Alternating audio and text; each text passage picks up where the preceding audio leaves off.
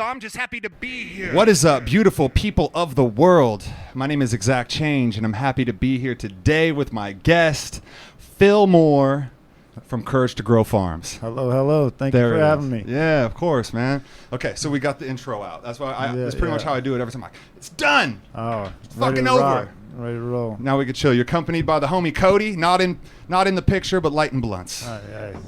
Much appreciated. Helping hand. Dope, dude. I've been really excited about this one because it's like much different than what I usually do. Usually it's like, I got a rapper on or something like that, a singer. So it's cool to have somebody that's got something for the community that's just much different from my audience. So why don't you tell people what you do a little bit? Yeah, we're a first generation urban farming in plots throughout Spokane. So urban farm, I've never even heard of that before. We basically grow vegetables, is what we're kind of focusing on right now. Okay. We focus on lettuce, microgreens, and baby root vegetables. And we don't know where we'll end up in the future. Like, we might get into all type of things. So it's kind of like you just whatnot, but like right now we're front focusing yard on. Or? Yeah, well, what we started with was actually my backyard at my house. So you guys just like tore out all the grass? Yeah, you can go on everything? Instagram and see. Literally March 23rd, we took shovels out back, shoveled all the snow off the ground, let it thaw out till the 26th. March 23rd of this year. Wow. Took shovels out back, shoveled the snow off, let it thaw till the 26th. Got a rototiller and started breaking ground. So how long was it an idea? So not this Father's Day, the Father's Day prior. My beautiful spouse Shanice and my children, they got me the book by Curtis Stone, Urban Farmer. Okay. It's urban farming on borrowed or leased land is the title of the book, and it just pretty much breaks down how you can do this profitably and make a living out of it. Have you heard of it before that? No, I mean, before this, the only growing knowledge I had was in marijuana. I grew that for numerous years. I think I'm familiar. Yeah. Reading that book, I just knew I had a passion for growing. You know what I mean? So this kind of gave you like a direction of like where you could go. Yeah. I was in the 502 industry for 2 years and just figured I didn't really like the atmosphere of the industry much as far as being a grower. Okay. And yeah. So you were in the industry. Yeah. And then I got out of it, went back to glazing, which I've done pretty much since I turned 18. Did that for about a year and realized, man, I still hate my life doing this. Yeah, nothing's changed. Yeah. Like, this has not changed. And yeah, they bought me that book. It just gave me drive. What was the author's name again? Curtis Stone. He's got tons of videos. I mean, if you are interested in market gardening or at all, you check him out. Damn, dude, because that's crazy. So it was like so she just got you the book, and that's when it was kind of just like was it a big book? Did it take you a long time to read it? No, it took about 2 weeks to read. And yeah, this was like, this is something I could really do.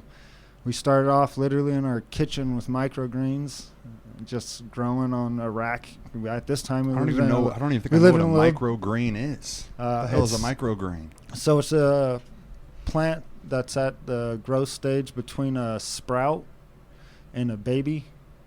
So it's pretty much it grows the first two cotyledon leaves. When you see a seed pop, those two first leaves. Yeah, that's about the stage that you harvest it and eat them. It's a lot of people haven't heard about them, and they should. Like broccoli, for example, is 40 times more nutritional than adult broccoli. Really? Yeah. So I mean, it's so what's the difference? That's crazy. I don't know necessarily the difference. Mm-hmm. I think it's got to do with necessarily. So when you grow them, you don't have to use anything but water, because everything, all the nutrition in it for it to grow is in the seed. And I don't know the science behind it or whatnot, but I think that's got a huge part to do with it. It's just that nature, that, nature's gift. Yeah, that, rather than having to dump like, it with a bunch of chemicals and shit to try to get it to grow. Yeah. So it's they're amazing. It's a fucking do some research on them. It's a Mother Nature miracle. You said you just started the whole gluten free, and I did, dude. I'm always looking for like plant based options and different. There's, there's radish, peas, cilantro. So did you grow up in Spokane? No, I grew up in Tri-Cities. I moved here in '98. Oh, 98. Yeah, okay. Yeah. How's the Tri-Cities, bro? I hear very mixed messages. So when I grew up, it was a little different than now. Now you would consider it as Mexico, basically. I've heard that. I mean, if you go in downtown Pasco, if you can't read Spanish, good luck reading a business sign. Wow. It's, I've heard that it's like Little Mexico. Which is not a bad thing. Without any of but, the like when I was growing up there, though. it was mainly a black town, at least the east side of Pasco, and that's where I grew up. Wow. That's cool.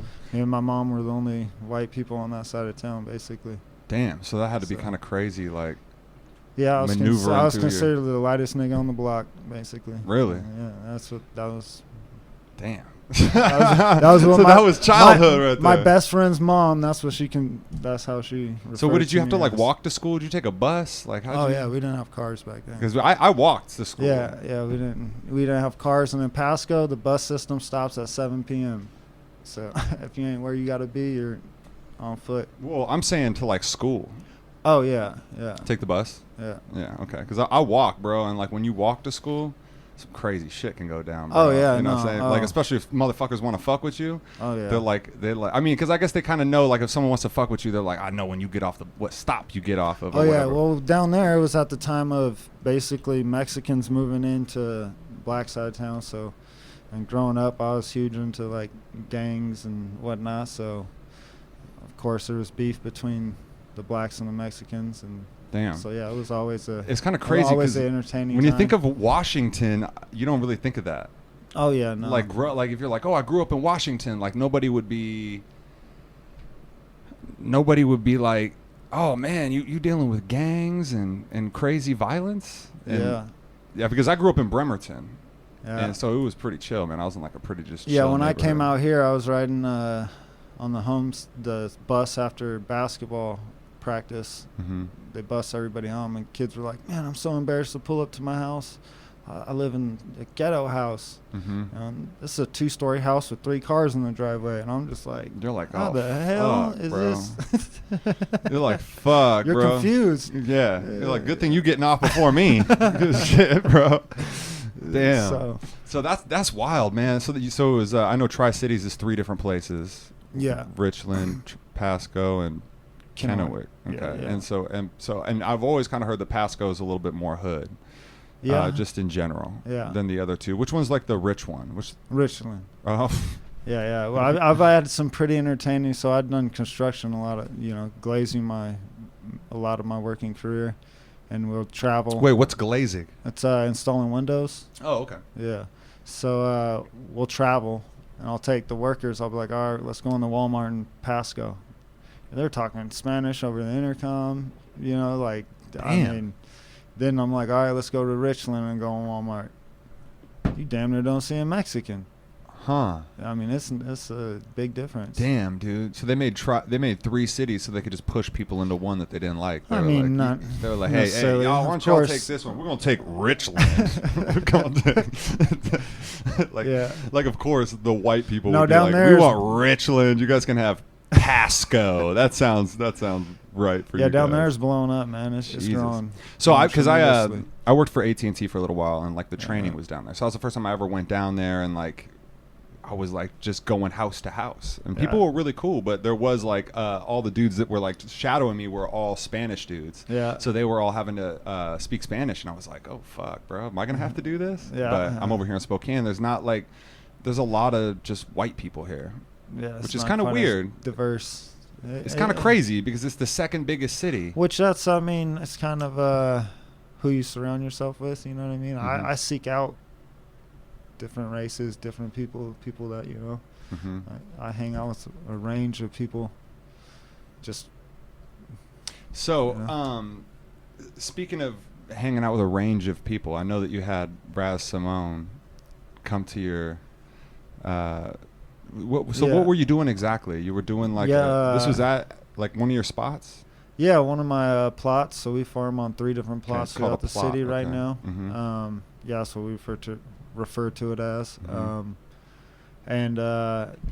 Yeah, I just seen he was coming to town for a tour. I just hit him up. Was like, dude, I'd love to feed you and everybody on tour farm fresh food, because he's into, you know, health and eating right. You were saying something about he had like a...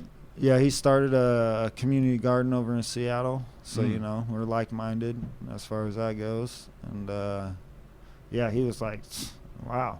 Was it kind of crazy when he responded back? Like, oh, shit. Oh, yeah. I was like, damn. Actually said, yeah, he's interested. And we talked for a couple, you know, it was 2 months or so, and all worked out. He ended up coming over, eating some bomb-ass lumpia. Ooh. Everything made from the farm. Are y'all growing lumpia over there? No, we just made vegan. Or vegetarian, I mean. That's like my shit, though. But yeah, it was fire. So they loved it. I think Cody told me those motherfuckers like tilling shit up or like doing like just putting work in over there. Oh yeah, I broke it down. He was interested in kind of in the process. That's something I'm big in, is teaching people like this is the process. You know, this is how it's done. And you're like, I've just recently gone through learning. Yeah, like this is literally, like I said, March 23rd. I picked up a shovel. I wasn't even dealing with the rototill, you know? Yeah. So, damn. So it's like you look back and you're like, damn, all that growth just in such a short amount of time. Oh, yeah. You know, when you're hungry. And then from 1 to 3. And interested, you know what I mean? That's what people gotta, man, you gotta find your passion. When you find your passion, it's no longer work. You know what I mean? Well, it's like you got a twofer, because it's like you got the passion that you love to do it, grow it, take care of it, and then you get to eat. So it like pays for itself. Yeah, no, definitely. Bro, this shit's gonna fucking annoy the shit out of me. Keeps fucking with me. Go away. There we go. All right, cool. So yeah, that's wild, man. Oh yeah, because he was opening up. Did you go to the show? It was Mozzie and Mozzie and I can't remember the other 2 acts before that. Mozzie and Raz Simone. I mean, Raz Simone, I don't even know how people have him on after, like, he's not the opening act. Mm-hmm. Like, I mean, it's hard to put up with his acts. How big was that? That crowd was probably pretty big. The Knitting Factory, right? Yeah, it was a good one. Mm-hmm. It was good. I mean, big venue, and because dude, he's got a lot of passion, just like a lot of. Oh yeah, no, and that's when you build followers. He's got a lot of gold fingers. Oh bro. yeah, you know what I'm saying? Like, a lot of chains. No, but when you go to one of his shows and he gets down in the crowd right with you, you know, I mean, not a lot of artists do that. No, you know what I mean? That's a whole nother experience. Yeah. You know what I mean? Because it's like right there, just happening to you, like in your face. You're like, oh shit, I listened to this in my car. Yeah. And now this motherfucker's like sweating on me. Yeah. And shit. Yeah. You know. So. That's crazy. Yeah, it was first time I ever seen him was probably 3-4 years ago. Like actually seen him perform. At the Palomino when that was used to be. Oh shit. Yeah. The venue that's had many names. Yeah. But same thing, man. He blew the headliner, stole the show. Really? I was like, damn. But well, then it's just like inevitable, man. Because I feel like a lot of the headliner shit is just popularity contest. Yeah. That's what and when you have that passion, it just shows. So you started off with 1 plot in your backyard, and that that basically was you taking a shovel to the ground, just breaking that shit up, doing it yourself, and then you guys got a rototiller now. Yeah. And We we rototilled the ground. So our main practice is actually no-till. So we only rototill the ground to break ground because, like I said, we started with a yard and the other 2 plots were literally fields. Okay. So we initially rototill, but after that we don't rototill. And that just breaks. So it down, that breaks the ground, loosens up the first 6 to 10 inches of the ground. Really well. Don't you guys donate? Oh yeah, the whole model at the beginning of the year. We started this year with we had 8,000 plant starts in our living room. We literally took all the couches, everything out. Oh my God! Put racks up and started 8,000 plants. So if someone comes over, they know you're about it. Oh, we had no land yet. We had nowhere to put the plants. And you guys were already ahead of the game. Well, I was just like, this is gonna fucking happen. Like, wow. I want it. It's coming. So. Literally filled our living room, and we and then you obviously got all that stuff going. Got the first harvest. I didn't know, all I've done is read books and watch YouTube videos. So, I know I can grow some weed, but it's different growing out, in a field and salad, and it's just I don't know. There is different stuff, but. Needless to say, killed the first round.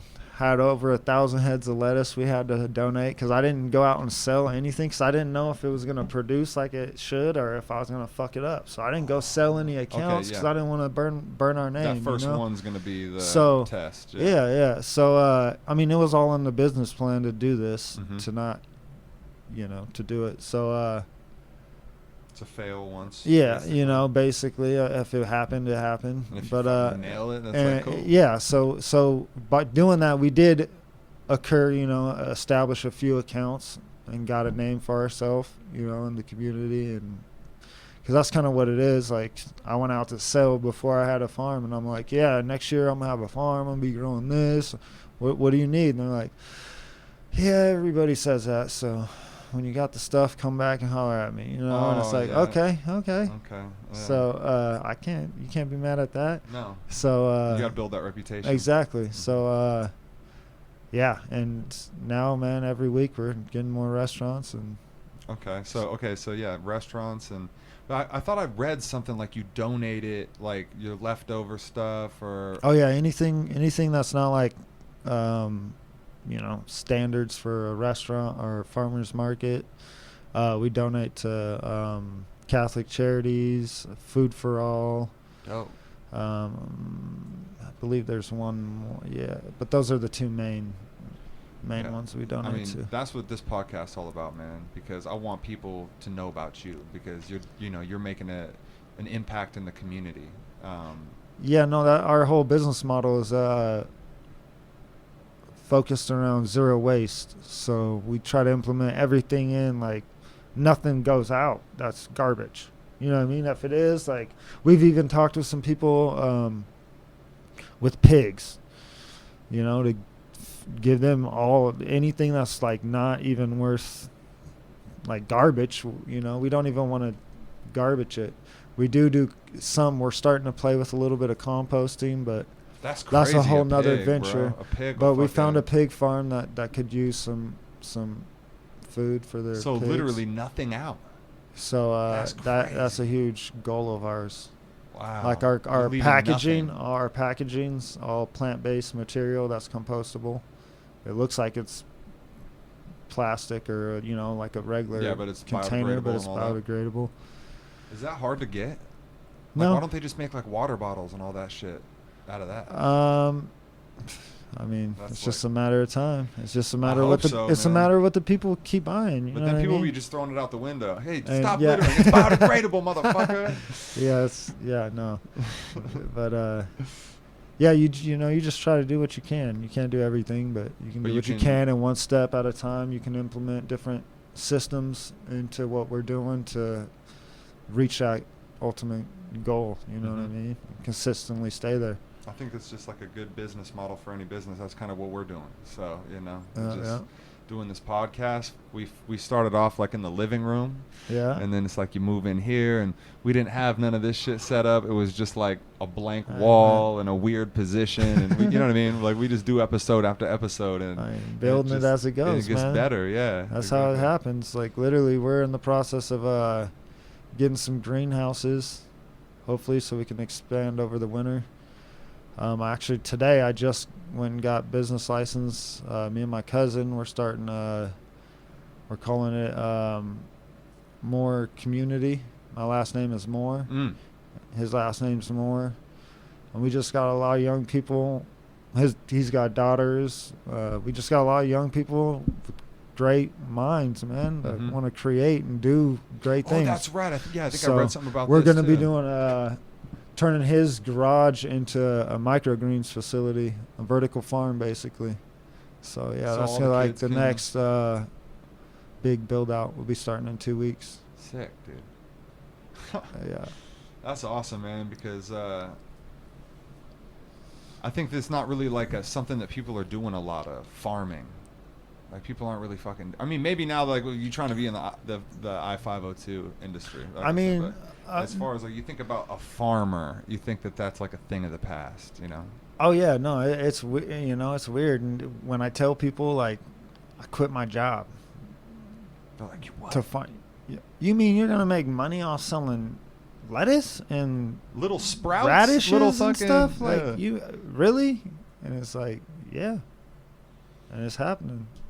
And it's happening right now. Well, I think that people more. It's kind of two things. It's weird. It's like farmers are becoming less, of a thing, but then people want to know where their food came from even more. Well, that's the thing. The whole local movement, the whole healthy. You know what I mean? Like I tell people, come buy your food from me once a week. Guarantee you're gonna see a doctor a lot less. Like exactly where it's coming from. I didn't spray any shit on it. Yeah. Like that's the big thing, man. Is that someone puts organic on something or something, and they're still like, well, anybody can put organic. And I'm like, why? Like, well, how am I just want to eat good food. I'm just trying to make sure that I'm like putting good shit in my body, Oh yeah. Oh, you drinking water out of plastic bottle. Oh, you fucking getting chemical. I'm like, damn, I'm just trying to get water. What do I drink water out of? No, and that's the thing. You can't do everything. You can only do what you can do. But I grew up on all the horrible food like Hot Pockets. Man, Fran's, those little you ever read the side of that? Oh, Fran's, yeah, like the fucking shit donuts says shit? This will give you cancer. No, it doesn't. Read the fucking side of it. It's really? Crazy. Jesus. I used to eat 2 of those a day. So what are those? Those are like little pastries? Yeah. Like donuts? Yeah, the little cakes? Little, like apple, cherry. Oh, yeah. See, that's what I thought you were talking about when you said you were a glazer. Oh, yeah. A lot of people do. They're like, oh, man, you make donuts? I'm like, no. Damn, bro. That's fucking, yeah, dude. What else was bad, bro? I had a lot of chimichangas. I fucked them chimichangas. Anything I could get for, like, my mom would bring back just bags of fucking shit. And I was the only child. Did you have brothers and sisters and stuff? Oh, yeah. So I didn't have to share shit, bro. So I had like a whole box of Fruity Pebbles, bro. I don't even. I might have diabetes. I don't know, but for real though, bro. I ate so much cereal. Well, no, man. And the thing is like, look at society. Look around you. Everybody's. I talked to my grandma. When she was 96, and I asked her, when you're 30, how many people you know with cancer? Like. She's like, cancer? Ain't nobody have cancer? I'm like, wow. I'm 30, and I don't know anybody around me that isn't affected by somebody affected with cancer. Well, and look at it on like an even lower than cancer kind of a level. Just people with like gut issues. Oh yeah. People that just have like IBS or like a fucking gluten intolerance. Yeah. And you're like, well, what's wrong? Oh, I mean, I guess I think that maybe I just ate so much like gluten and bread and fucking sandwiches and Eggo waffles and fucking like, you know what I mean? Like, oh, yeah. Fucking Subway sandwiches and lasagnas, bro. I was like Garfield with the lasagna, man. That shit's so good. Yeah, but yeah, it's and it's all different too, because they talk about how the wheat used to be just like one little fucking thing of wheat, and now it's just like this fucking big ass like. Yeah, I mean the way our agriculture systems operated, I mean it's known we can't continue to do what they're doing. And we can't grow like that. That's why the practices of like no-till and what we're doing is we're improving these lots. You know, people are like, how are you getting these lots? You know, we got people that want us to farm on their land, and we can't get to it. I only got 2 hands until I can prove this model works, and I'm gonna hire people. I can't farm more than what I'm doing. So what people are like, how are you lots? getting people to give you their land? You know, and it's like, one, a lot of times it's a field or their yard, which they're paying to water, they're paying to mow it every week. You know, me coming in and putting a beautiful beds in there, and rejuvenating the earth. You know what I mean? When I leave, you're gonna have some of the primest earth around. You know, you're gonna have great soil. Yeah, you're improving. You know what I mean? So people love that. People are all for it. All of our plots have been donated to us. And like, are they just so far just like pieces of land, or are they actually like people's from backyard? Yeah, the first one was my cousin's backyard. He just heard me, as I was reading that book. I was talking to him like, man, this is some shit I really think I could do. Like, so he's kind of in from the beginning, kind of knew like, yo, get this shit popping. Like, he pretty much, I pretty much figured out like, okay, I need this many beds to actually make it, to test it out, to see if it's going to be a viable business, to actually make a living. I'm not going to make a whole bunch and save a whole bunch with the amount of beds I have right now, but it's enough to make it, you know what I mean? And to see if this is the lifestyle I want to live, That's what people don't understand. They want to drive themselves into a career, but do you want to live that lifestyle? No. You know what I mean? So I've been there. So the answer is no. For me, this is a test, you know what I mean? Like, do I love it? And I figured out, I fucking love it. Like, so like what we homeschool our kids are with us, you know what I mean? Like my daughter now can go out and harvest and I need so many tomatoes, I need zucchini, I need peppers, this kind of pepper, that kind of pepper, I need and she can go outside, harvest it, bring it back, and eat it. Yeah, and she knows, the exact.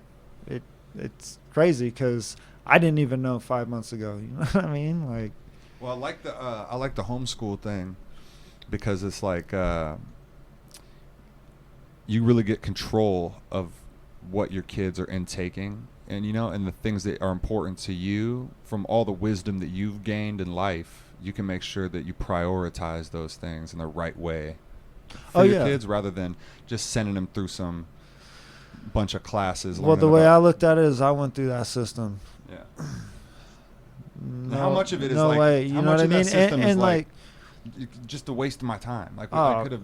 I mean, I've probably been playing video games anyway. But well, I mean, it's a waste of time. But when you're like, the real issue we had was our daughter was in first grade. Mm-hmm. And she was in a class that was first, second, and third grade on principle of that, kids can learn at their own pace, do their own thing, And she was doing multiplication, and they weren't letting her excel. They were basically like, well, you're in first grade. You can't be doing beyond third grade stuff. Like, yeah, so it's like you got to stop at third grade, basically. And it's like, well, I mean, why are we not letting her continue to keep going till, you know what I mean? Like, why would you say no? Hold on, yeah. Hold on. You take a break real quick, And so we decided, there's no need for that. We could It's like, we'll take it from here. You know what I mean? Like, I mean, I've taught everything I know. I mean, I've taught myself how to 3D design. I've taught myself I built our own website. I built our logo. I've taught all myself off YouTube. Mm-hmm. You know, fucking reading forums, reading books out the library. We just live in this world where it's like everything is there. Like the information's there. Oh man, you just got to be hungry. Isn't it crazy when somebody asks you, they're like, "Hey man," they ask you some question like that has nothing to do with anything you do, and I'm like, I'm gonna Google it, bro. Like I'm gonna Google it. So you should just Google it. You should just skip me and Google that shit.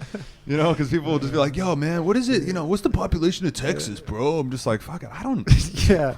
You want me to find out? Like, yeah, no, and that's the generation of now, you know, and that's what the kind of issue with schooling is they want these kids to remember this for a test and that, and it's like that's not the way society is anymore. That's not, dude. People don't, you know what I mean? Like, no, you Google it, and if you need it again in 2 months, you Google it again. Mm-hmm. You don't have to obtain it. It's not like you got to go to the library and check a book out to look at that knowledge. The only time that like knowledge has really come in handy is like if I'm trying to look good, you know. So if I'm like in the living room and there's like some Jeopardy going on, I'm like, bitch, I knew that. Like I knew that Brazil was, you know, whatever, the capital of fucking Brazil. I don't know, but like I would just like know certain shit that I would just like dumb shit that you would learn in school. That I'd be like, I'd only know that in school. Like my parents wouldn't have been like, oh, we got to make sure you know this. Like, yeah, no, and that's, I mean. What I like about it is, man, my kids are able to learn. Like, we let them learn whatever their mind. Yeah, you know what I mean? Like, and it's great because, you know, there's other people in the community that are homeschooling their kids, and they're, you know, like, I think is it like we got a friend that's got an 11-year-old. It's got to be happening more. She's teaching cooking classes. Who, the 11-year-old? Yeah, she's selling bracelets.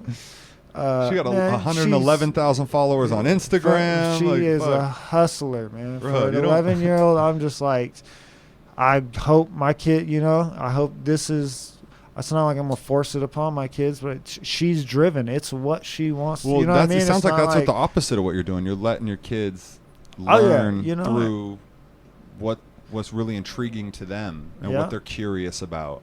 But kind of guiding them, you know what I mean? I mean, that's kind of what a parent's supposed to do, you know.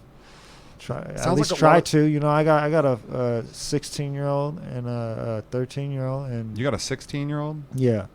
Damn, bro. What, a boy or girl? Girl. Oh, okay. Well, I don't know nothing about that, but yeah, it's a handful. But crazy. No, she's a blessing. She's got a job and it's a crazy time, bro. In life, being 16. Oh man, that's weird, bro. Oh, I can only. It was fun though. It was a fun time. Oh, it was like if I had kids, I'd want to like keep telling them like, yo, you're 16. You're gonna, dude. I'm telling you, you're gonna be 32, and you're gonna be fucking like having a whole bunch of responsibility. Right now, you get to just, you know, have your little job and chill and just. Oh yeah, it's hilarious. You know, when you hear them come, I gotta go back to school. It's like. Oh, you mean like that place where you have all these friends and people? Like, don't you know I get that feeling, or I used to at least once a week. Like, I gotta go back to work on Monday. See, and work is like school. Like when I look at it now, school was so dope because school was like there was people there, there was homies there, there was like fine women there. Like I'd go to school and it was just like cool. It was like the real world, bro. It was like road rules, school. You know. It was like I'd go to school. It was like, oh, they might have some weed at school. They don't have weed at work, bro. And if there's a hot girl at work, you can't talk. Professional, okay. So school was fun, man. It was like you can skip school, but you can't skip work. You skip work and then you just get fired. Well, I mean. When I was 18 through 20, I skipped work once a paycheck. Bro, have you ever had a job and just left and never came back? Oh, I've had 4 jobs in one day. What? 4 jobs in one day? Literally. Like just hustling or got fired 3 times? No. Got up and walked out. Like, so I went to a telemarketing job. Okay. First break. Like me and 2 of my homies went, and first break, I was like, I cannot do this. I'm out. So fuck it. You're like, did it go through your mind? You're like, should I tell somebody or should I just leave? Oh no, I just bounced. I didn't give a fuck back then. Back like, then there was no fucks given. And you had to interview for that job. So went straight from there to construction job, concrete job. So were you like pouring concrete or like just like carrying shit? Like they're making you their bitch and shit? Yeah, pretty much. Yeah. Just, yeah. So you were like, fuck this. Yeah, you labor. No, actually, one of the guys was just a fucking racist prick. You know what I mean? That's where all the guys, that's where all the racists go. They go to construction. Like, man. Or politics. Because a lot of people, man, they don't know my background, so they don't understand, like, I was literally raised by all black people. Mm-hmm. So it's not like I'm a punch in your face if you say, nigger or something. But it kind of offends me, and I'll let somebody know. Like you're going to have a problem. Hey.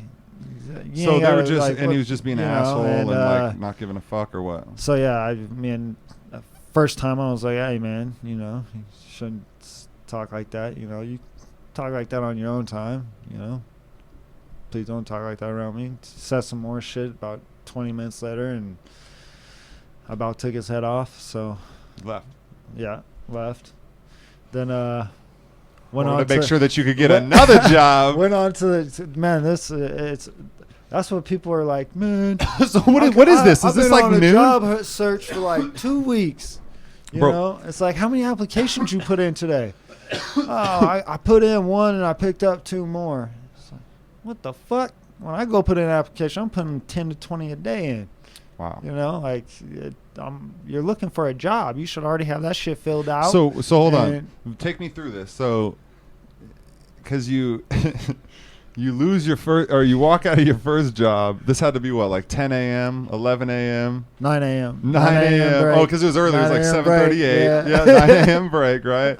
Okay, so now you're like construction job. You're like what, 10:30, 11? Yeah, it's about lunch. Okay, and then you're out of there by. About lunch. Okay, about lunch. So like, left there. About 1 o'clock. Okay, 1 o'clock. There, yeah. I'd say. And then where are we going? Where are we going now? Went to the next job, which was like a cabinet refinishing place. Yeah, so you like sanded and spray painted some shit. And yeah, I just couldn't stand the smell. I was like, oh man. The varnish and shit. Like if anybody would have knew your day, if that guy would have knew your day, he'd have been like, bro, you're not getting the job. Just stick around, dude. I got you. Like, I'm trying to pay you. Oh yeah, but so you got 3 hours of work so far. So yeah. So then yeah, so fuck that job. Can't stand the smell. So you were there for what, like an hour, a couple hours? I finished a day at that job. Oh, okay. And then realized, I ain't going back tomorrow. And my buddy this is how I got into glass. My buddy just got a job working at Marlin Windows in the factory, building windows. Oh, so you built? So that's building. How was that, dude? Is that fun? That's where I started. I mean, I've done everything as far as glass work goes. Last job I just did was a convention center. Downtown. Like, how hard is it to do that? To just like put together windows and shit. I mean, I see those people out here selling windows. Residential is obviously way easier than commercial. Commercial, where you're dangling off high rises with 500-pound units. That's how you build them. Yeah, you the windows because they're so big. You build the metal frames and then you set the glass in them. Damn. Yeah. Yeah, like way up there, bro. That's a different kind of person, dude, who can just fucking dangle around at work, bro. Because I don't know, man. Like, don't you kind of think that, like, when you think of work, you just think of regular shit? You're just like, oh man, you work at a call center. It's like, oh, are you you work at a cabinet, whatever the fuck, finishing place, or you work at a construction. What kind of construction? Oh, concrete. That's right. Yeah. Damn, bro. So that was 3 jobs. So then yeah, I figured out, fuck that, I ain't gonna do that. So I was talking to my buddy, and he's like, oh, shit, I just got this job. They're looking for some people. So I was like, shit, hit your boss up. Can I start tomorrow? And you got a job. He was like, yep, start 4 jobs in a day. 4 jobs in a day. I still tell people that story. They're like, damn. I think we're going to call this podcast right here, this episode, 4 jobs in a day. Yeah. Because you're out here doing the Lord's work, bro. Straight up. Well, dude. just don't settle for, you know what I mean? Don't settle for. I mean, just a lot of people, man, they settle and they're just miserable. You know what I mean? Like, they'll deal with the smell, or they'll deal with that dude talking shit. Mm-hmm. You know what I mean? And you kind of suck it up from the beginning, and then you kind of like, they like break you and like make back you then, used to especially, I was kind of a little more hot-headed than now. So for me, it's a huge thing of respect. Mm-hmm. You know what I mean? Once I lay down my ground and I'm like, hey, man, once you pass here, you're disrespecting me. Mm-hmm. And you continue to do that, we're fighting. You know, like, or I'm walking the fuck out. Yeah, it's either I'm going to jail or you're I'm like, leaving. It sounds like you were like, I'm getting this money today, though. I'm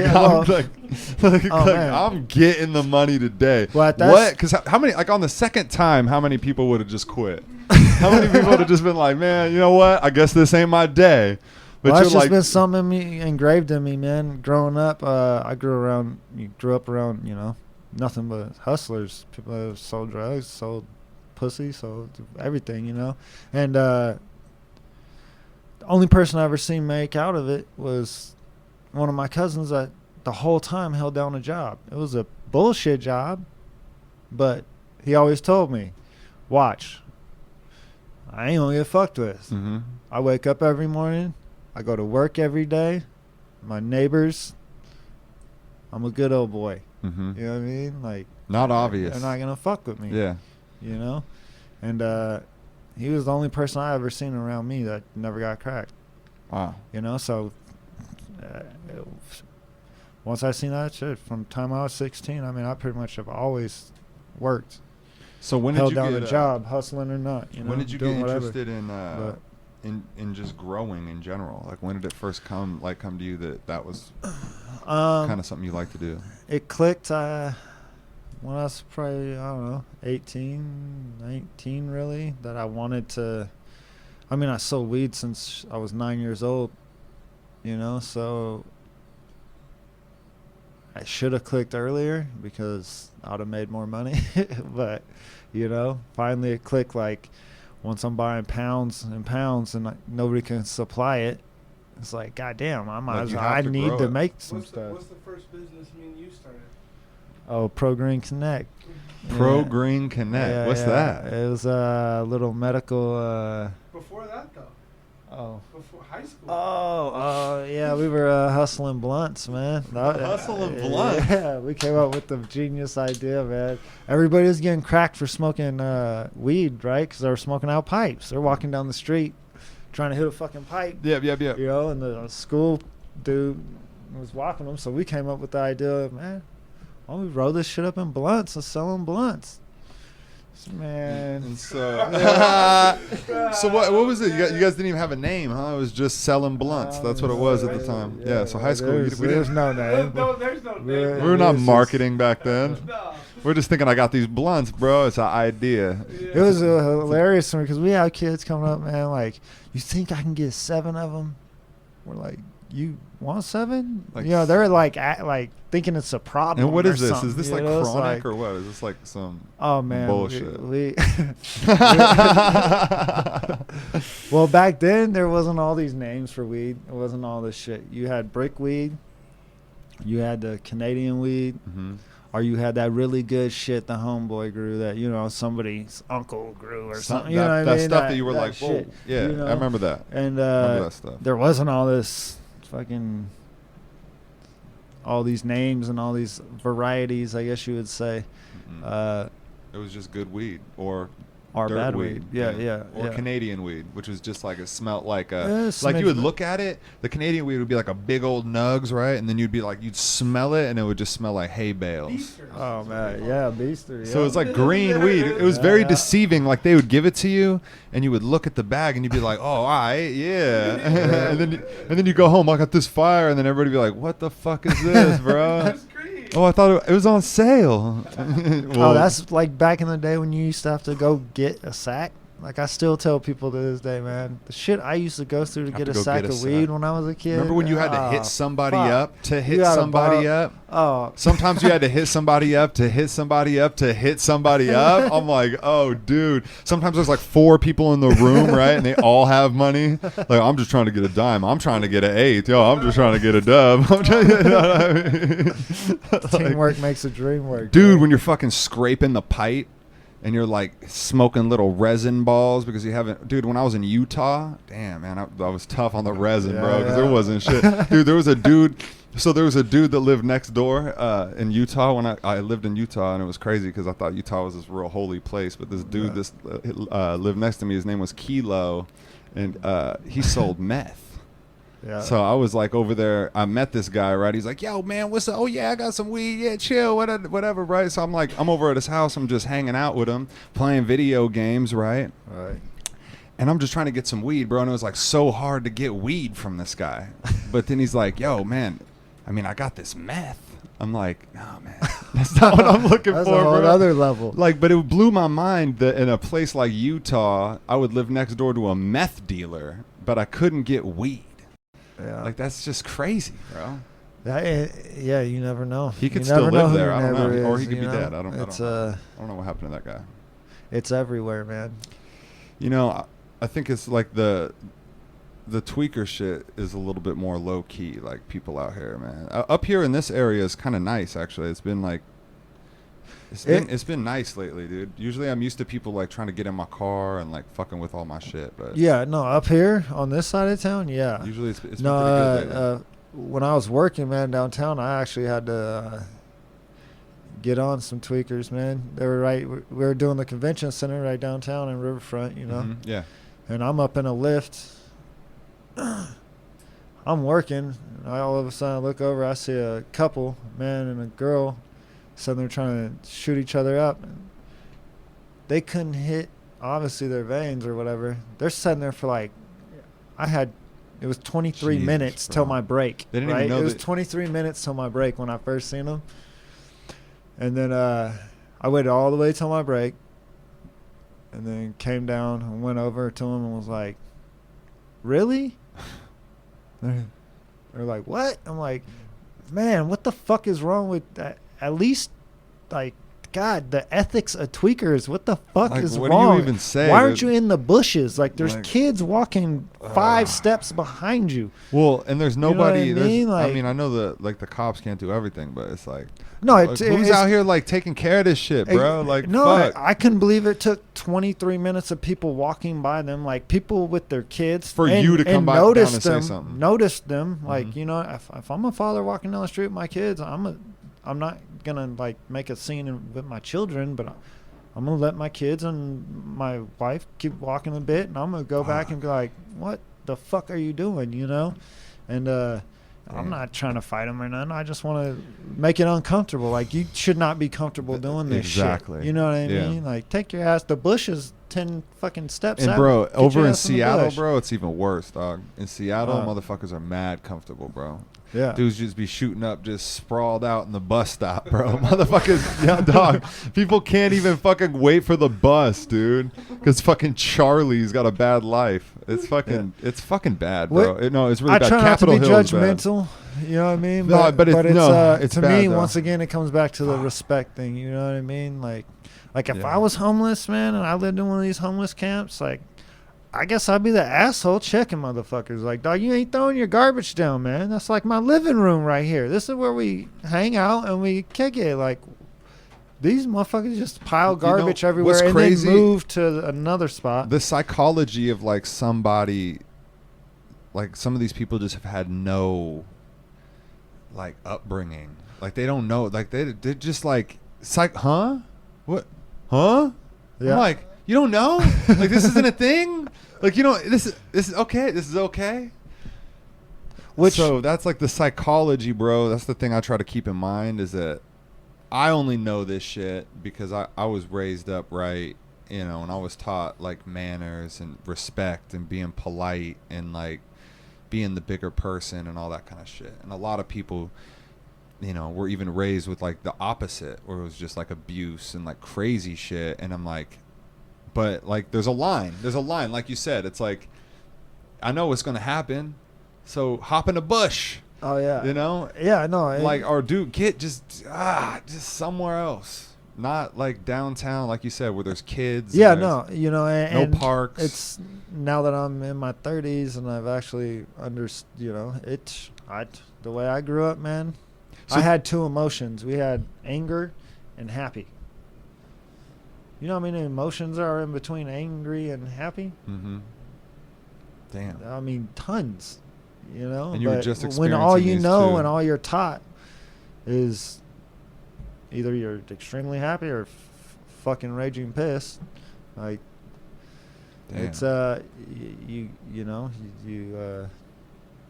you got to learn different. You grow, and like how did you grow out of that? Like how did you grow and kind of learn? Oh, falling on my face.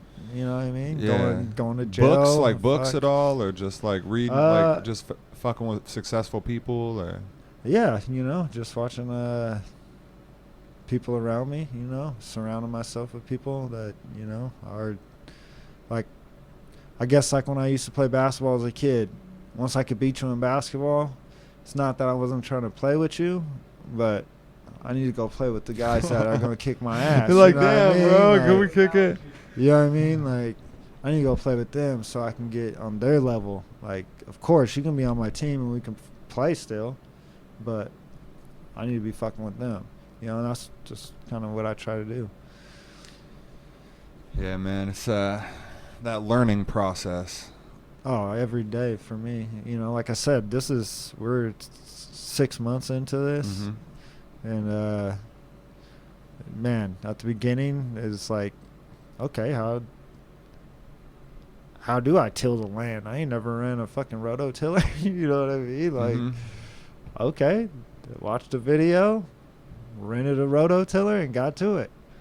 You know, and I think that's the big step that a lot of people miss. Is they're like, "How are you doing what you're doing, man? How are you killing it?" And you're like, "I just did it." Yeah, I just looked it up. I've learned how to do it. I went out. I set a plan, and I did it. Yeah, no, like our walk-in cooler, for example, it's a 10 by 8 foot, basically, walk-in cooler, cold room. To buy something like that, it'd probably be $4,000 or $5,000.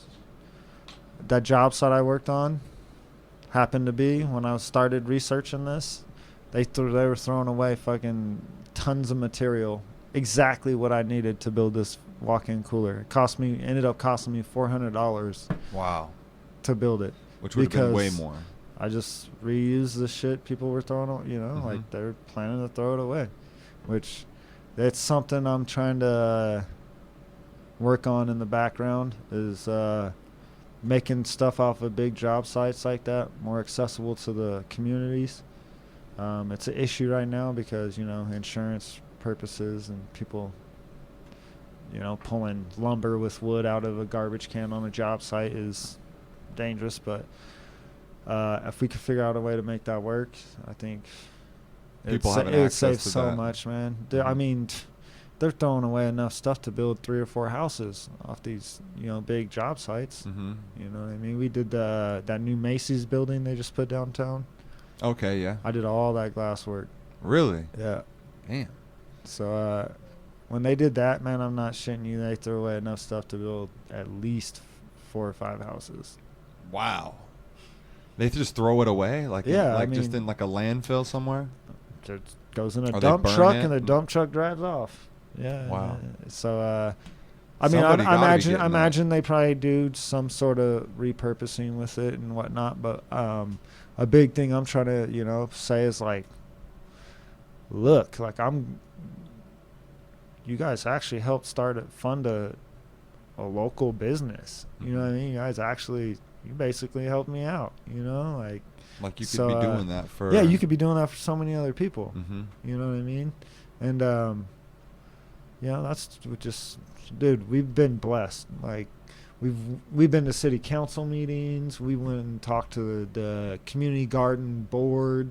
We've just basically tried. When I figured out this is what I wanted to do, I engulfed myself in the community, and I'd go to guild meetings for herbs and the food meetings. You know what I mean? Shanice, she's a big foodie herself.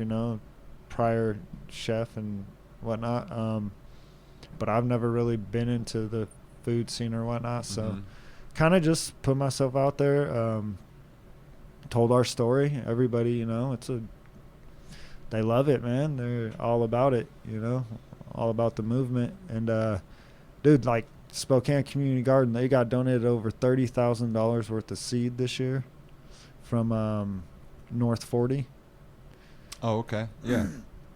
So we told them their story, and we were literally like the next day gonna order all of our seed for our farm. They gave us $1,000 worth of seed. North 40? No, the Spokane Community Gardens. Damn. They're like, oh, you guys are gonna want to grow all this stuff? Okay, come see us tomorrow. And dude, they just gave it to you? They ended up giving us like over $1,000 worth of seed. Wow. Yeah, Oh it was God. like, you know what I mean? That's cool, man. That's not being promoted anywhere, man. It's like people. It's just the money, and just like the helping hand of the community helping each other. That's. Oh yeah, no, that's cool, man. It's becoming wanted. It's becoming the norm. You know what I mean? That's what I tell people. They're like for a while we were setting up a farm store at our home plot, just at our house. We were setting up our farmers market booth, and you do all right, but people just aren't really prone to like seeing a farm and stopping and getting their food from a farm. I mean, we've had people stop and be like, "This is so cool, but this is like kind of weird." Like people just aren't like, used to it. What's weird? Like, I'm growing produce, and here, try this cherry tomato, and tell me it's weird. And they're like, oh my God, I've never tasted it. Yeah, and they're like, because it's in town. But dude, it's something that can be something new and fucking cool, and being able to like just go to like a place in your neighborhood where they just, I know homeboy down the street, he's got a couple fucking spots right there. You can just go get you a watermelon. Right there. Anything like what I ultimately want to build it up to is Taco Tuesday, bro. Just get all the ingredients for tacos, bro. I want to have a farm store that not only sells our product, because we're also in the process of getting our processing license, so we can make like salsas and hummuses and hummus. all kinds of different stuff. Can you grow avocados? Products. Do they grow in this climate?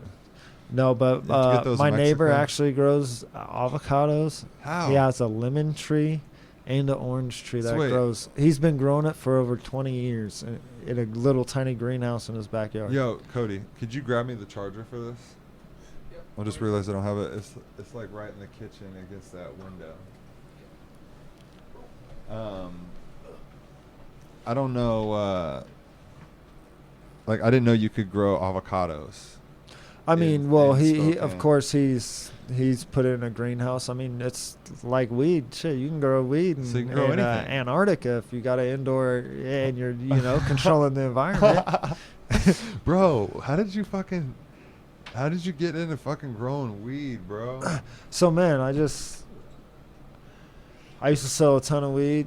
Figured out my connect can supply me with enough, and I needed to start learning how the fuck to grow it. So I started growing and fell in love with it. I mean, Shanice cracks jokes because she would come in the room and I'd just be laid out in the middle of the floor.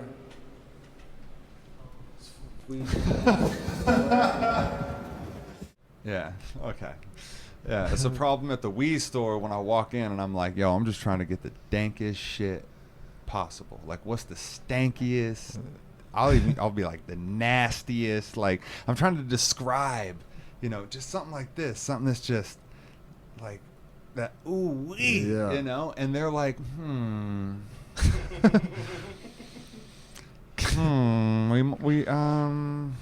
The first one I always get is, so do you want an upper or downer? Sativa or indica? Oh. It's just like, man. Like, dude, I'm not even thinking about that. I'm just telling you, I want the dankest shit. Like, I only smoke oil. Oh, no. Don't you work here? I piss them off because once I go in there and you give me a bad recommendation, like, I'm coming in there next time, and if you're the person who's like, hey, how can I help you? I'm like, oh, no, you can't help me. Who's the next one? Who's the next one? You got the bad taste. Me and you, our taste buds ain't alike. I mean, these days, I'm literally just, like, I have to For study the industry, man, it's consistency to me. It's like, it's so hard to find a farm. Even the farms, you know, you can go spend top dollar and you can get fire for 3-4 times, and then you get that time where it's like, I'm killing myself. They didn't flood. This did not get flood. I'm killing myself. I'm smoking chemicals right now. Yeah, you know what I mean? And it's expensive. Yeah, it's like, it's expensive to kill yourself. Can I get a refund? No. Like I've had dabs, man, that have ruined a rig. I had to get rid of a rig. Bro, I'll tell you something, bro. I was taking a dab, right? And I fucking, you know how the oil comes in the plastic case? Yeah. Well, I didn't have a cap. So I was like, took a hot dab and then I was like capping it with the plastic. And I realized I was just fucking inhaling just straight. I like stopped. I was like, I'm going to die. Like when Zach gets cancer, you're like, well, he was taking fucking plastic dabs, bro.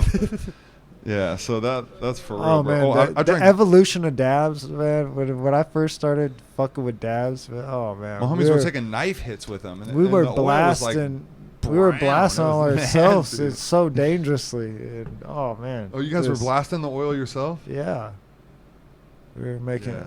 That's dangerous, bro. Yeah, it was.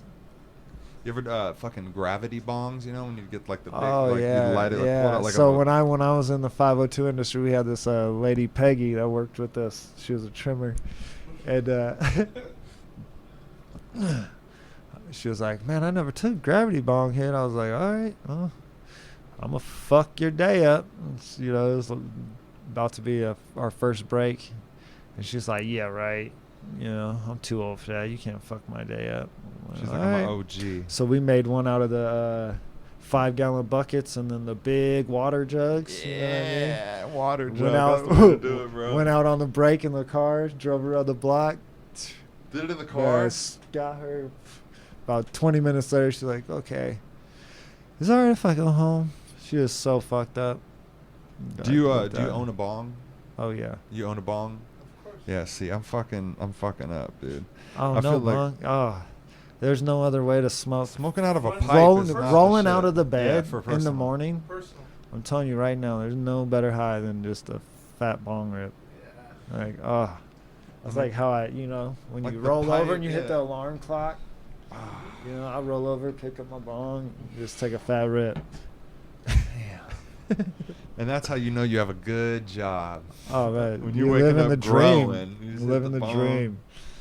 Living the dream, man. Doing good in the community. I fucking love it, man.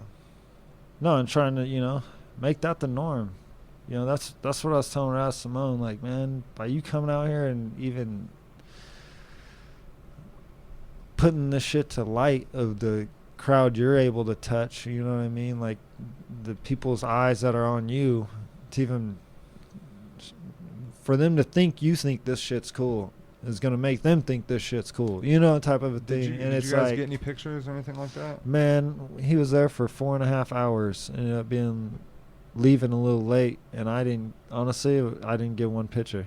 But he had it was crazy. It felt like, man, I was kicking it with like my cousin or my brother or something. I don't even know. Like, just it was the vibes. Everybody, the whole Black Umbrella, man, all of them.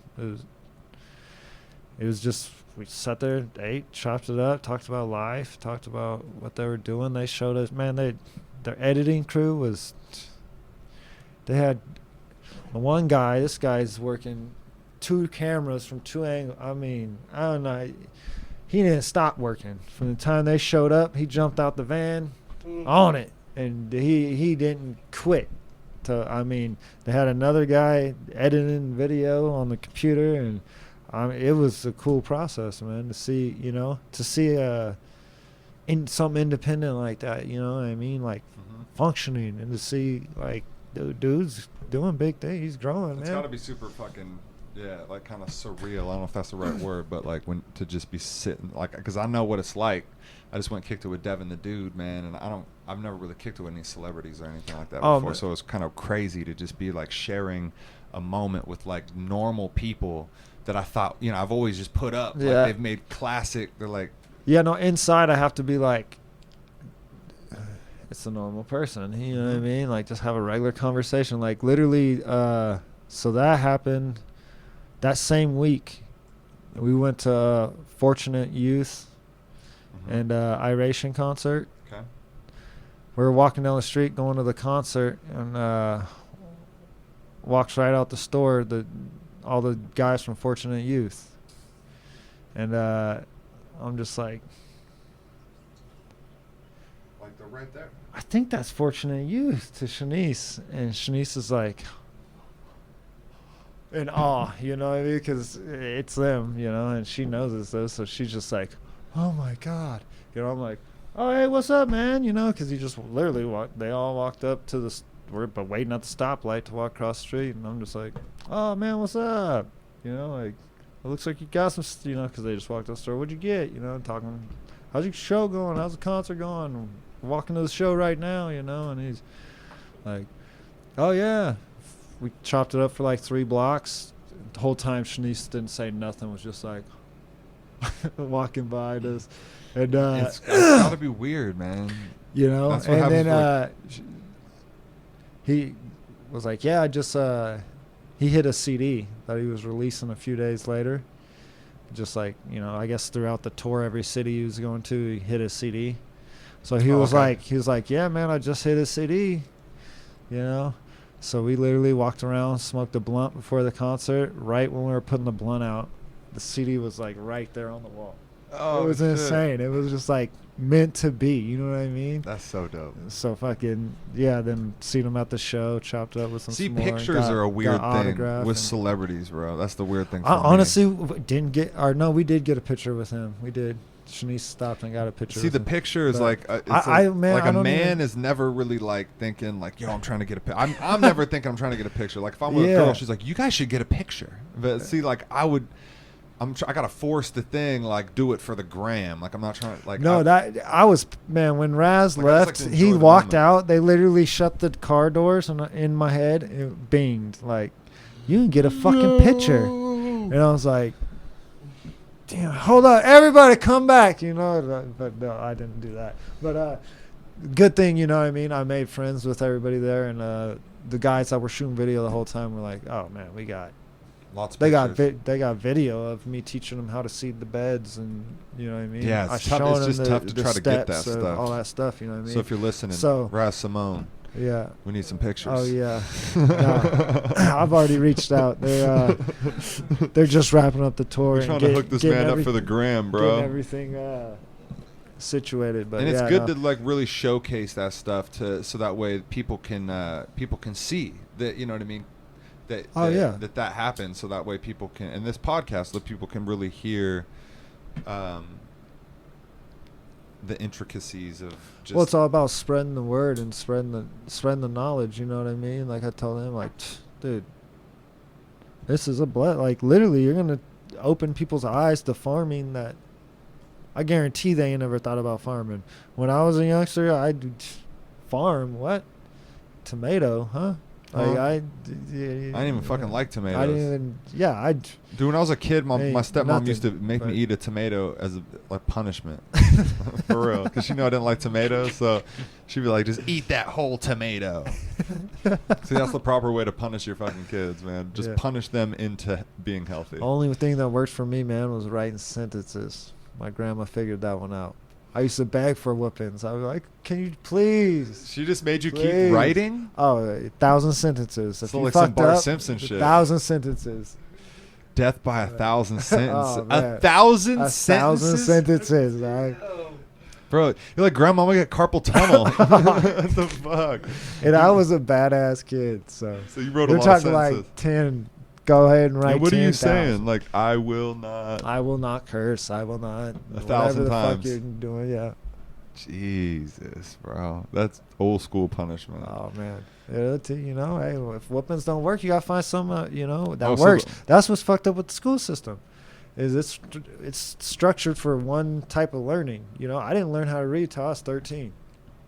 Really? I don't know Because, when I learned to read, actually. They didn't teach me. They didn't know how to teach me. Mm-hmm. I didn't learn like all the other, you know, like their system was meant to teach kids. Mm-hmm. Highway didn't teach me, you know. So until I was old enough and driven enough and got tired of not being able to read. Like, I want to learn this, Yeah. and then you can articulate the way that you're like, yo. Then I was just an asshole about it. Because before that, you know, teachers would be like, you got to read. It's reading time in reading class. And it's like, so are you saying you want me to get up and go to the principal's office? Because I'm not going to read. We already know. We went through this last week when it was reading time. Like, do we have to go through it again? I remember you had to, like, read in front of the class. That's what I'm talking about. Yeah. That shit. It's not happening. That shit is fucking.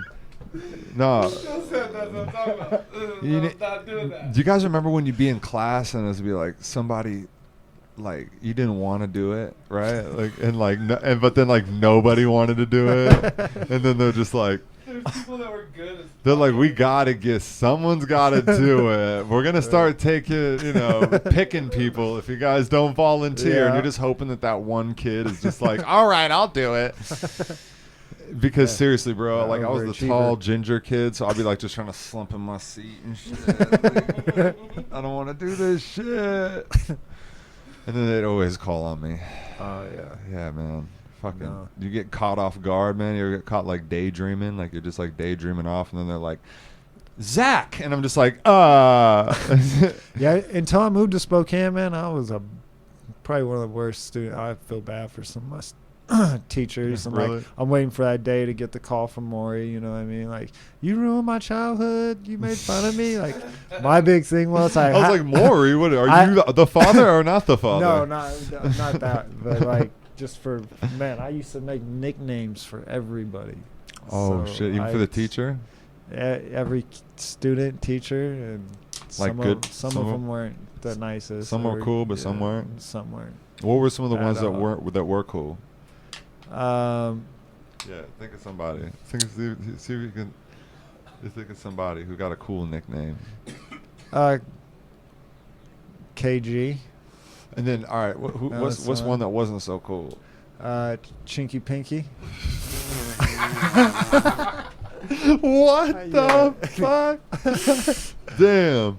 All right. Or another one was my Portuguese nigga. Wow. We had this girl come from Portugal, and I thought Portugal was like down in, like from Mexico, or, you should be like Hispanic. And she was black. So to me, it was just hella weird. And I'm the only white kid. So in my town where I was from, it was okay for me to say like nigga and all that. That was damn a pass for that, you know what That's I mean? wild, so bro. When she heard it, she was like, what? And she ended up at first thinking it was like offensive, but we ended up becoming real good friends, and I mean, like, yeah, that's foreign to me, man. That's good. That's crazy.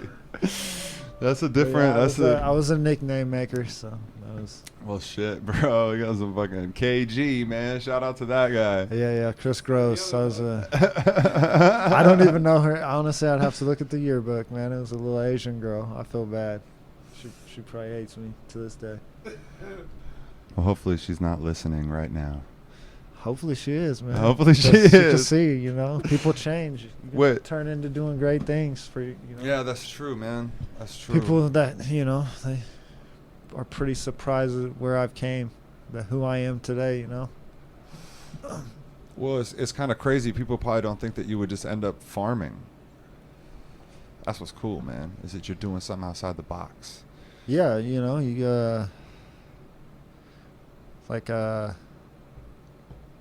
you can't do what everybody's doing, man. You gotta try to get in your own lane, make your own lane, nowadays with social media and being able to build a brand, I mean, if you love something and you're passionate about it, man, you can build a brand around it. You can build a network around it to make money off of it. You know what I mean? Like, your network is worth so much. I mean, like, there's been so many times, like, these city council meetings we've been to, or it's like, I don't want to go and talk to the city council, right before it, but it's like, no, I gotta. Who knows who's gonna be there? You know what I mean? And like, literally, we've found multiple plots from people wanting, like, oh, we have a huge empty lot over here that we own that. You just get up there and tell your story, and then just people say, are like, this "Oh is shit!" Where we are, and they're like, I can help really? you out. And now that we have established ourselves, and we actually have, plots, and people can see, like, wow, this shit is pretty. Because I mean, it's pretty, man. You can go on Instagram and see it. There's some before and afters. It's like, wow, people are like, okay, I kind of want that on. Like, they really are going to do what they're going to do, because at first it's like, yeah, I read a book, I watched a bunch of YouTube videos, this is what I'm going to do. People are like, so, like, how, and it's like, but now they're seeing it in these happen, days, you got to swing with action. People are just like my cousin, now he's like, dude, let's turn my garage into a vertical farm. Yeah, he sees the vision now. You know what I mean? The vision and the drive. Like, it's not easy. This ain't easy.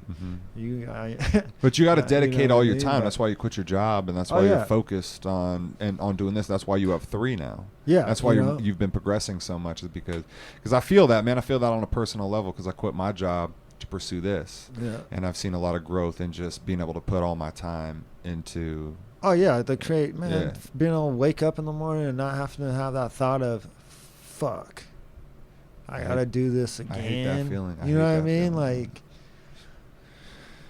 it's I don't even know. Like, every day I wake up, there's days I have to wake up at 4 a.m. and go spin lettuce because I have a delivery, or it's fucking cold outside, and it's only getting colder. But you're happy to do it. But it's what I love. Like, same thing with growing weed. You don't know how many people I had come in like, yeah, man, I want to grow weed. That's going to be the best job ever. 2 hours into it, they're like, holy shit. This is real work. This is real fucking work. I thought I was just going to be. I like smoking this shit a lot better than growing it. You know what I mean? So that it's like, and that's kind of why I set the model up how I did, Like, I have skills that I can always fall back on. You know what I mean? If this goes belly up anytime, I have skill sets that I've attained over my life that you could throw me anywhere and I can build anything. You know it sounds like you can fucking learn fast too. So it's like if you need to know something. Yeah. No, that's something I refer to, like, just did the shit when I'm in talking March. to my little cousins and stuff. A lot of people are like, man, go to college. I'm just like, man, teach yourself how to fucking learn. And if you can do that, fuck college. Give me the books the fucking college got. You know what I mean? Like, and they make you pay for the books and college. Oh yeah, it's an expensive journey, but like, pretty soon I did it. I did it. VR, bro. You'll put the VR on your face and you'll just go to college on your couch, bro. Just be chilling. You're like, I'm in college. And you'll just be fucking getting that teaching and shit right there in the fucking living room, bro. Which I don't know. I have a love-hate relationship with that kind of stuff. Like, right now, I'm with Canopy Credit Union, and they just implemented the bank machines where there's no more tellers in the bank. Wait, they're like, what bank is it? Canopy Credit Union. It used to be Spokane Federal. And so there's no tellers now. Yeah, it's kind of weird. Put them I think they're like all in. No, they're still tellers, but they're all like in a different location, and they just. I thought you were gonna say they're all in a machine. I was like, they just come up on a machine and talk to you through this machine. So they're like in like a different country? No, they're in Spokane. They're all people like what? that still work at the bank. They're in Spokane, but why? Hey, you're here. No, and that's why, you know what I mean? No, sir. Keep your distance, okay? Put your cash in the slot. What do you want to do? No, a big thing is I'm always trying to be open-minded about stuff like that. You know, my first thing was what the fuck? Mm-hmm. This is stupid. Like, I was really, like, as I was standing in line, because there's, like, 2 people in front of me when I first seen it. And I was like, this is fucking retarded. Like, what? Seriously? Then I used it.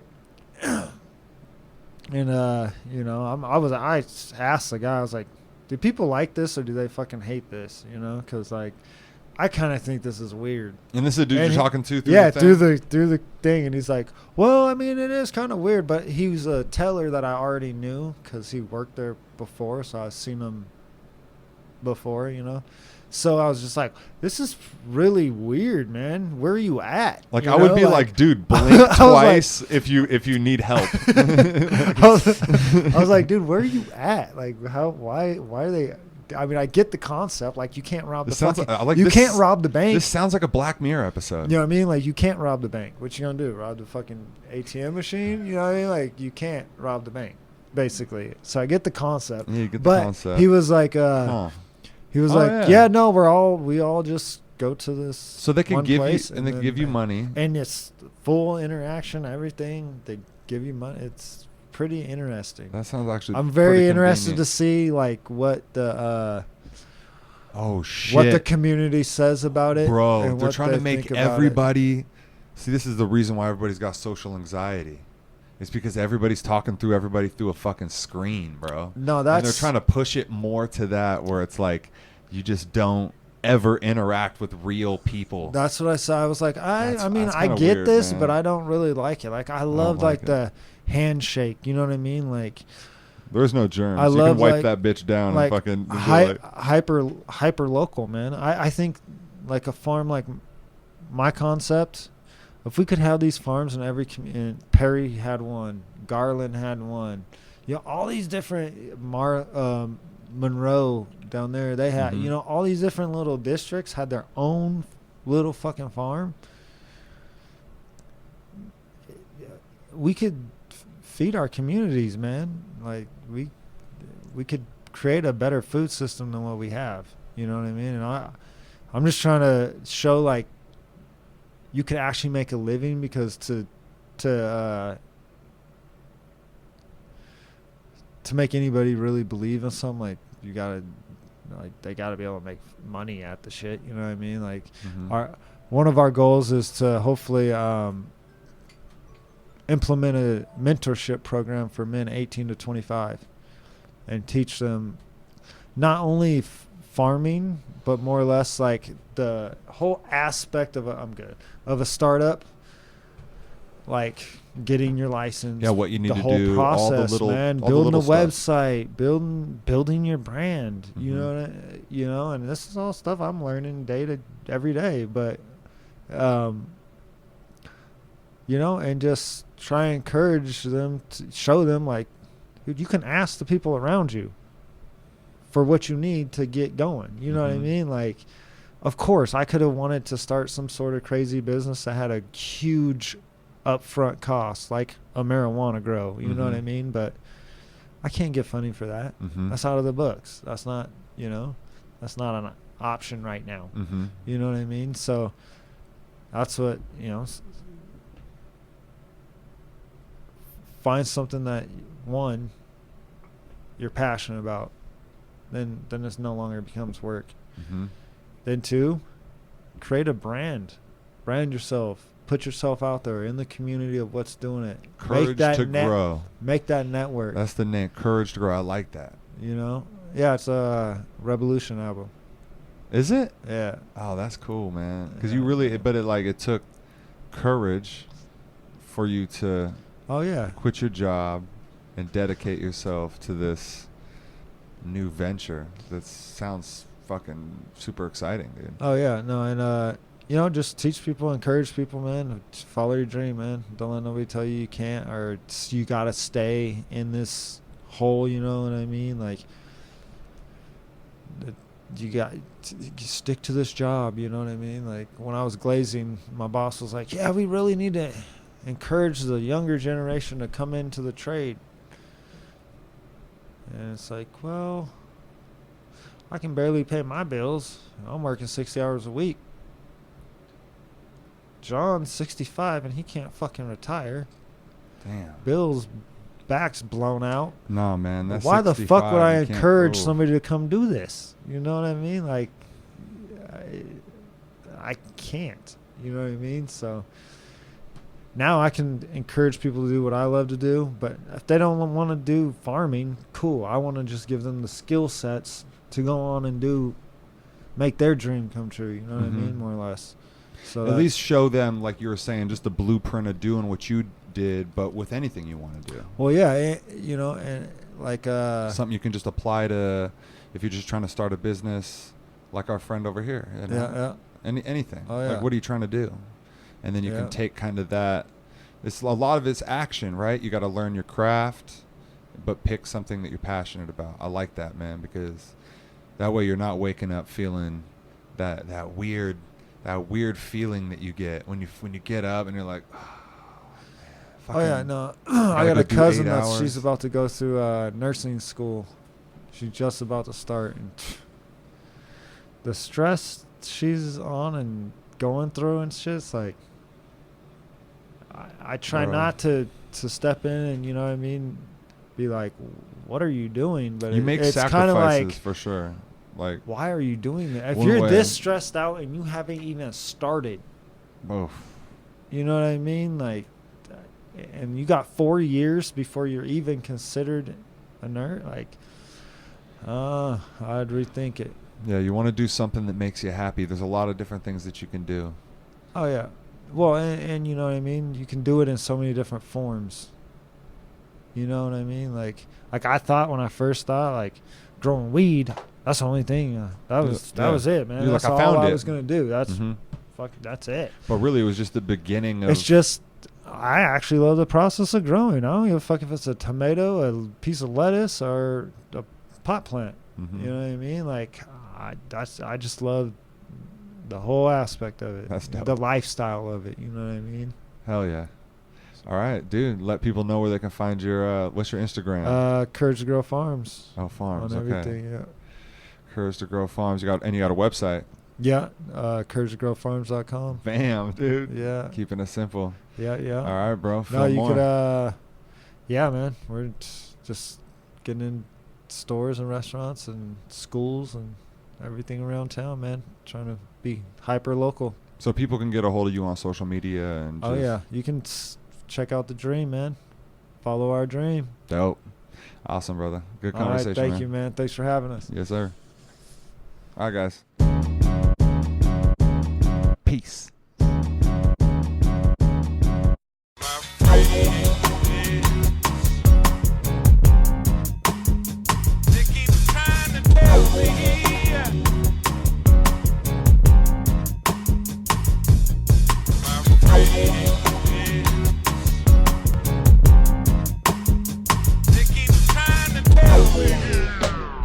Yo, I'm just happy to be here. Back then, especially, I was kind of a little more hot-headed than now. Like Garfield with the lasagna, man. You know what I mean? Once I lay down my ground and I'm like, hey, man, once you pass here, you're disrespecting me. And you continue to do that, we're fighting. That shit's so good.